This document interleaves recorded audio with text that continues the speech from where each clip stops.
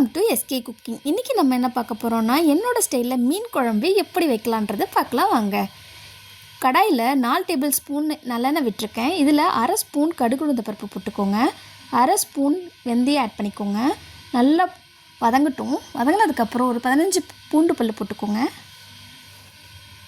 ஒரு கொத்து கருவேப்பிலையை ஆட் பண்ணிக்கோங்க. 4 வெங்காயம் கட் பண்ணி வச்சுருக்கேன், அதுலேயும் போட்டுக்கோங்க. இதுவும் நல்லா வதங்கட்டும். ஒரு பச்சை மிளகாய் கீரி போட்டிருக்கேன், இது நல்லா வதங்கட்டும். இது நல்லா வெங்காயம் வதங்கிருச்சு. இப்போ பார்த்திங்கன்னா நான் ஒரு 6 தக்காளி பழம் எடுத்திருக்கேன், கட் பண்ணி வச்சுருக்கேன். இது நல்லா வதங்கட்டும். தேவையான அளவு சால்ட்டு போட்டுக்கோங்க. சால்ட்டு போட்டு மூடி கொஞ்ச நேரம் வச்சுக்கோங்க.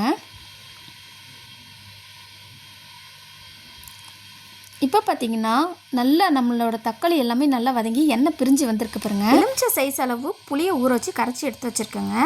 இதில் 1 ஸ்பூன் அளவு தனி மிளகாத்தூளும், அரை ஸ்பூன் மல்லித்தூளும், வீட்டில் அரைச்ச மிளகாத்தூள் 1 ஸ்பூனும், ஒரு 1/4 டேபிள் ஸ்பூன் மஞ்சத்தூளும், ஒரு 1/4 டேபிள் ஸ்பூன் பெருங்காயத்தூளும் ஆட் பண்ணியிருக்கேங்க. இதை நல்லா கையை விட்டு நல்லா கரைச்சி எடுத்துக்கோங்க. உருவத்தில் சிறியவன், உழைப்பில் பெரியவன், அவன் யார்? இதற்கான விடைக்கு அதுக்கான பதில் தெரிஞ்சுன்னா கீழே கமெண்ட் பண்ணுங்கள். இப்போ பார்த்தீங்கன்னா தக்காளி நல்லா வதங்கிருச்சு பாருங்கள், எண்ணெய் பிரிஞ்சு வந்துருச்சு. இப்போ நான் கரைச்சி வச்சுருக்கிறதுல இதில் ஆட் பண்ணிக்கிறேன். தேவையான அளவு தண்ணி ஊற்றிக்கோங்க. நல்லா மூடி போட்டு கொதி நல்லா வரட்டுங்க. ஒரு 5 நிமிஷம் கழித்து ஓப்பன் பண்ணி பாருங்கள். இப்போ நல்லா கொதிக்குது பாருங்கள். இந்த ஸ்டேஜில் நம்ம எடுத்து வச்சுருக்க மீன் எல்லாமே ஆட் பண்ணுவோம். இந்த மீன் பேர் என்னென்னு பார்த்தீங்கன்னா பாப்லெட் மீன் சொல்லுவாங்க, பாறை மீனும் சொல்லுவாங்கங்க, பாப்லெட்டும் சொல்லுவாங்கங்க.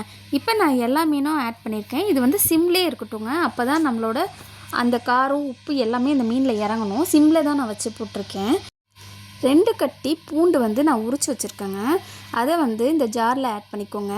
ஒரு அரை டேபிள் ஸ்பூன் சீரகமும், அரை டேபிள் ஸ்பூன் மிளகும், இது 3த்தையும் அரைச்சி எடுத்துகிட்டு வந்துக்கோங்க. இப்போ நான் போட்டிருக்க மீனெல்லாம் எப்படி வெந்திருக்குன்றதை பாருங்கள்.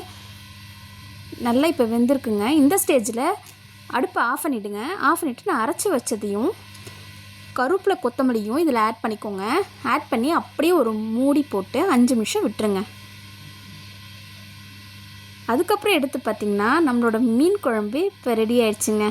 இந்த வீடியோ உங்களுக்கு பிடிச்சிருந்ததுன்னா லைக் பண்ணுங்கள், ஷேர் பண்ணுங்கள், கமெண்ட் பண்ணுங்கள், சப்ஸ்கிரைப் பண்ணுங்கள், கூடவே பெல் பட்டனை கிளிக் பண்ணுங்கள். உங்கள் வீட்லேயும் இப்படி தான் செய்வீங்களான்றதையும் கமெண்ட் பண்ணுங்கள்.